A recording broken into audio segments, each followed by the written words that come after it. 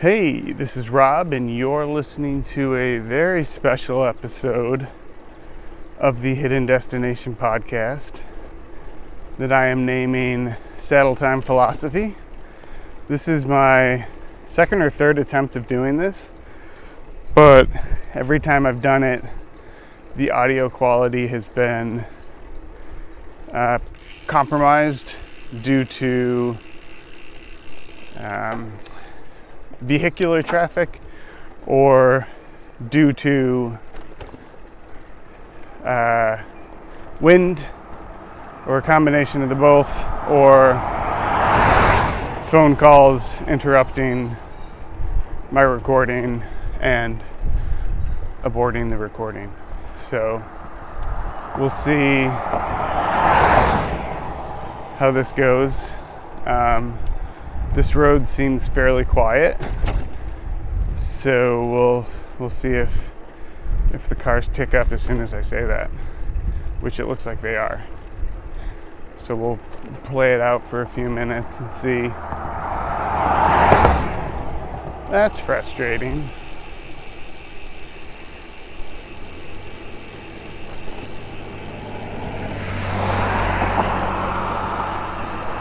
But yeah, so what is Saddle Time Philosophy?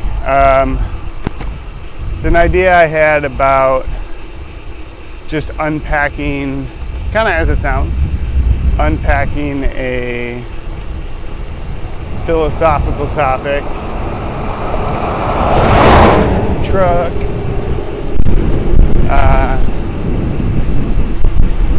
Unpacking a philosophical, sorry, the wind might be terrible. This might not work. All downhill though, which is great.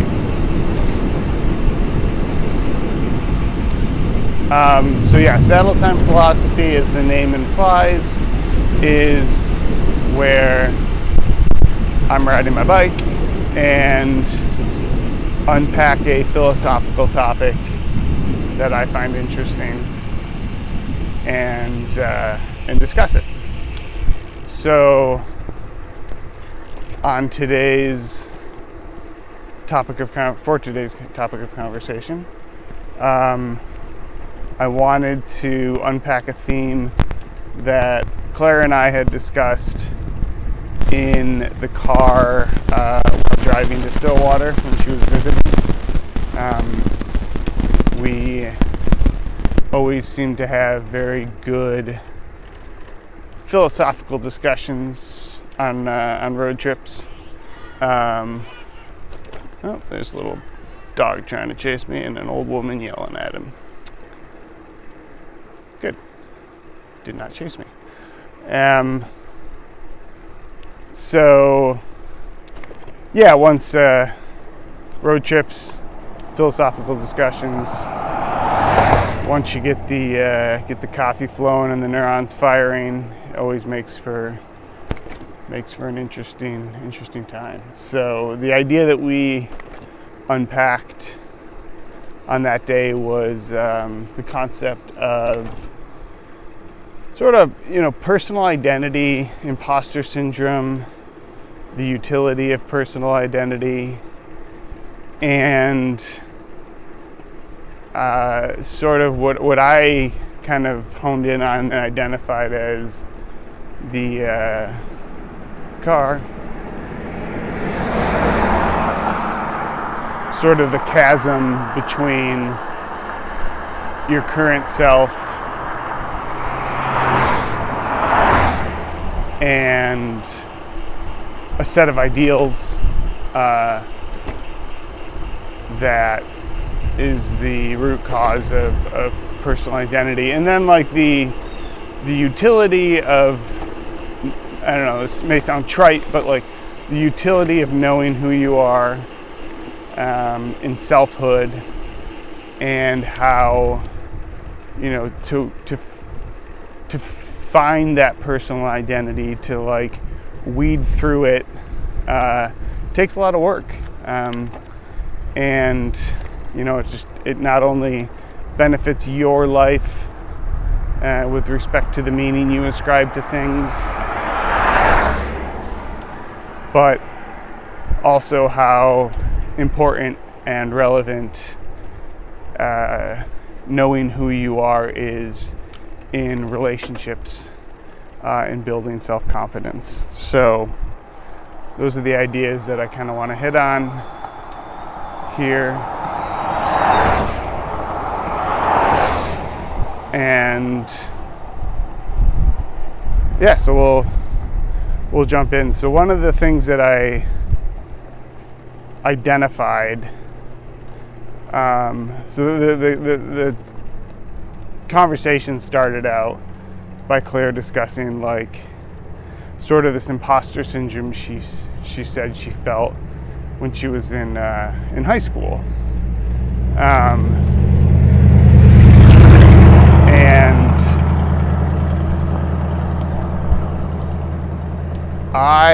not because I don't want to sort of reveal Claire's story without her consent. I'll sort of tell the follow-up story that I gave based on my experiences about having imposter syndrome as an engineer. So, or I guess prior to me becoming an engineer, in my aspirations to become an engineer. And, you know, we call that in careers or in our hobbies or whatever else, we call that imposter syndrome. And really what that is just a search for your own personal identity and meaning. And I think to some degree,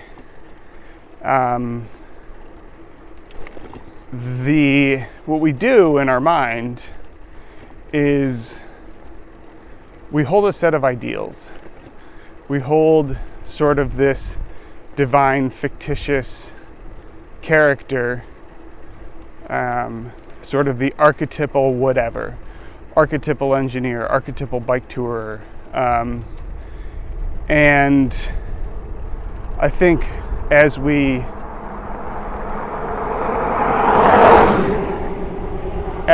flesh out who we are as individuals, what we're doing is striving towards and sort of mimicking, in a sense, that ideal, right? So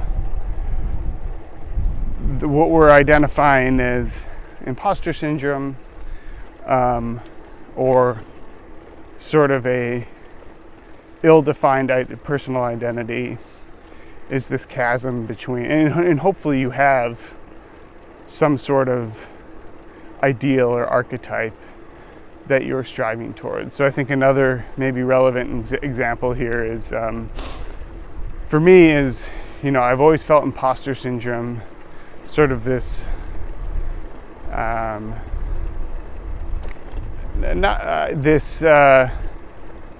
the idea that like I was, with respect to bicycle touring and being a cyclist, specifically like a touring sort of vagabond traveler on a bike, cross country, ragged clothing, whatever else, you know, just sort of this image that I had in my mind of what a bike tourer looked like.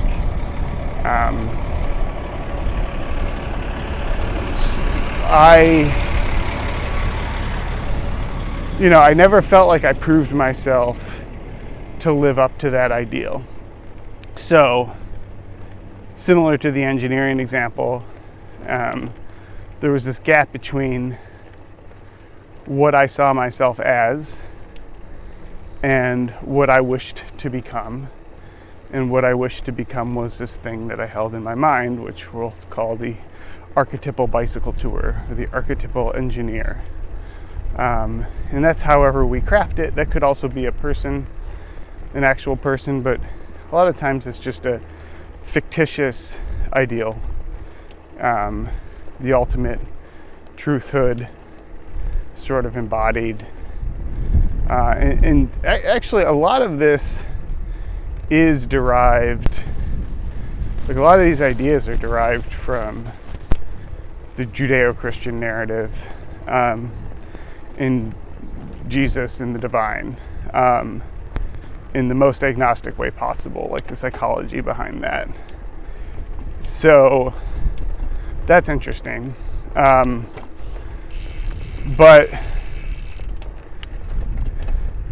yeah, and sort of the as we continue to unpack these ideas, is we sort of identified the fact that figuring out who you are as an individual takes a lot of damn work.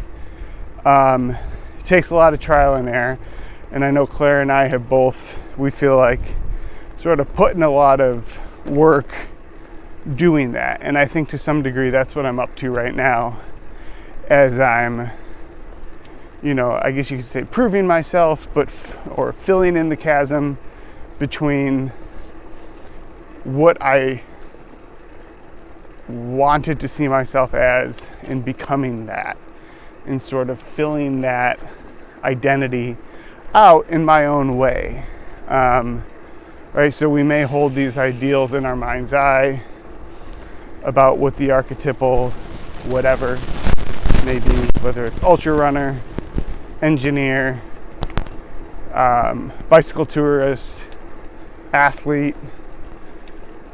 We hold that ideal, and then we may become a variation of that. We may redefine it, but at the very least, to some capacity, we're embodying it in one shape or another. And I think meaning and fulfillment comes once we sort of embody that in a satisfying capacity. So I think for me, I've achieved that in a sense, in that I've definitely put myself through, all the work and the enjoyment, obviously it's enjoyable, of doing this ride, and that's helped me become the ideal, embody the ideal, and in turn sort of take on that as my identity, as my personhood, and fill that out. And I think that's super, super, super important, not just from your hobbies or career, but I think that's important because there's a John Deere tractor coming my way. I hope they don't come behind me. Nope, good.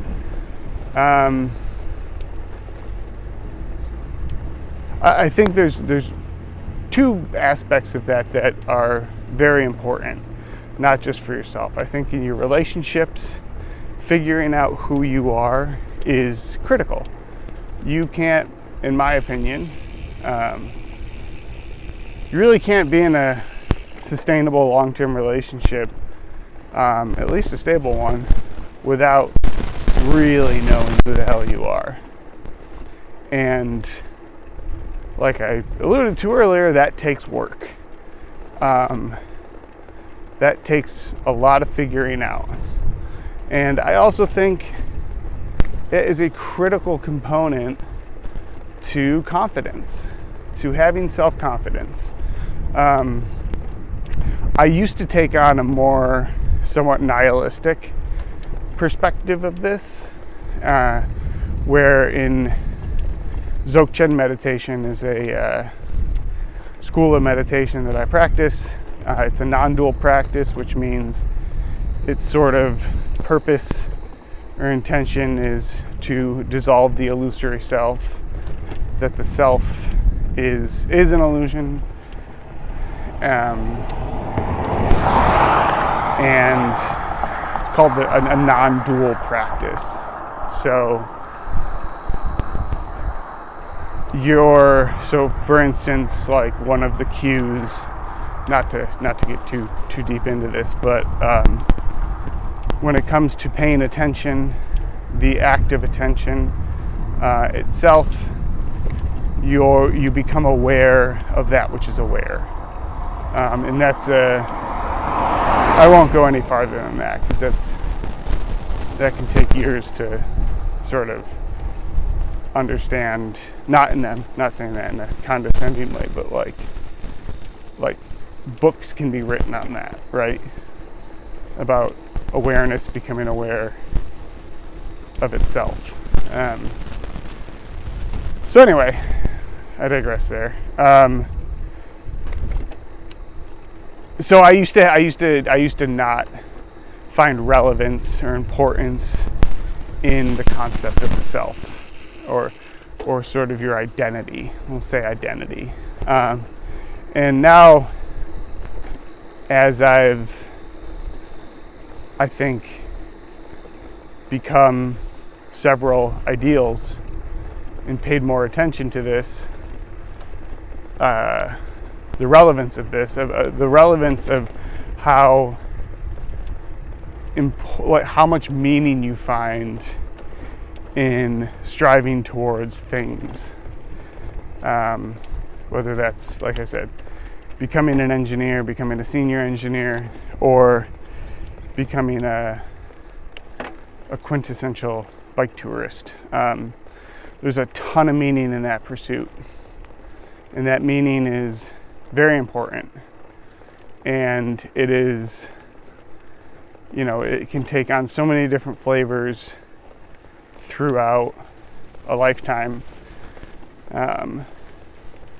But I think every achievement, every embodiment of an ideal that you take on successfully, so every time you achieve that goal, which is, for what it's worth, very dopaminergic. Goal setting is why, dopamine is, we achieve and strive towards goals. Let me rephrase that. Thank you, truck. The pursuit of goals is mediated by dopamine. We'll say that. And so we have this super powerful, super relevant neuromodulator called dopamine, and without it, you kind of become a vegetable, that you can't find motivation in doing anything. And to some degree, serotonin is similar to that. It's why people who are severely depressed can't get out of bed in the morning, can't pursue simple daily tasks. The requisite neuromodulators that facilitate movement, goal setting, aren't acting properly, or at least the neurons that facilitate the firing are not. So it's a little neurophysiology there, but either way, I think it's super, super relevant to have a lifetime spent of pursuing new identities, filling out old ones, and paying attention to how that plays into having a sustainable relationship, which may sound like a non sequitur, but I do really fully believe that, stability in one's romantic relationships, you got to, like I said, you got to know who you are. You have to know who you are, or things are going to become unstable. So I hope that recording worked. I've encountered a bunch of hills here, so I also hope it doesn't sound like I'm too out of breath. But I will end this here, the very first installment of Saddle Time Philosophy. One final truck. There we go. And no idea where I am. So from a cornfield, ta-ta for now.